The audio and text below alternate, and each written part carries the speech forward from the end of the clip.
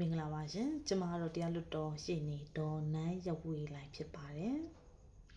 ဒီနေ့ကျမပြောပြချင်တာကအမွေဆက်ခံရေးအကြောင်းအရာကိုပြောပြချင်တာပါမွေဆက်ခံရေးအကြောင်းအရာမှာဘာကိုပြောပြချင်လဲဆိုတော့မြန်မာလူမျိုးဗုဒ္ဓဘာသာဝင်တွေကတည်တန်းစာရေးခွင့်မရှိပါဘူးဘလူးလူမျိုးတွေကတည်တန်းစာရေးခွင့်ရှိလဲဆိုတော့ဒီပေါ့နော်ခရစ်ယာန်တို့ဟိန္ဒူးတို့ပြီးတော့ဒီအစ္စလမ်တို့အဲ့လိုမျိုးလူတွေကအဲ့လိုမျိုးဘာသာတွေကတည်တန်းစာရေးခွင့်ရှိတယ်ပြီးရင်မြန်မာဒီပေါ့နော်မြန်မာတရုတ်ကဗျာပေါ့နော်မြန်မာတရုတ်ကဗျာဗုဒ္ဓဘာသာဝင်တွေဆိုရင်လည်းဒီမြန်မာနီးတူတည်တန်းစာရေးခွင့်မရှိပါဘူးမြန်မာလူမျိုးတွေတည်တန်းစာရေးခွင့်မရှိဘူးဆိုရင်ပစ္စည်းတွေကိုအမွေရှင်တည်ဆုံးတဲ့အခါပစ္စည်းတွေကိုဘယ်လိုခွဲဝေယူရမလဲဆိုတဲ့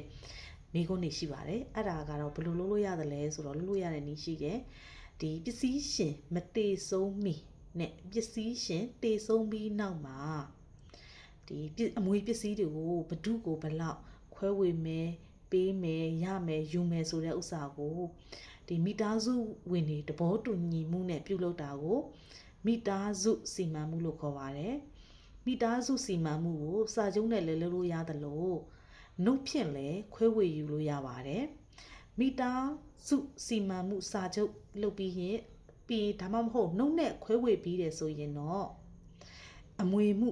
ဆွဲဆိုဖို့မပေါ်ပေါက်တော့ပါဘူးအဲ့ဒါကြောင့်မြန်မာဒီပေါ့နော်မြန်မာလူမျိုးဗုဒ္ဓဘာသာဝင်တွေဆိုရင်တည်တန်းစာရေးခွင့်မရှိရင်လည်းမိသားစုစီမံမှုစာချုပ်နဲ့ချုပ်ဆိုပြီးဒီအမွေရှင်ရဲ့ပစ္စည်းတွေကိုဒီခွဲဝေထားလို့ရပါတယ်အဲ့ဒါလေးကိုကျွန်မလာပြပြပါတယ်ကျေးဇူးတင်ပါတယ်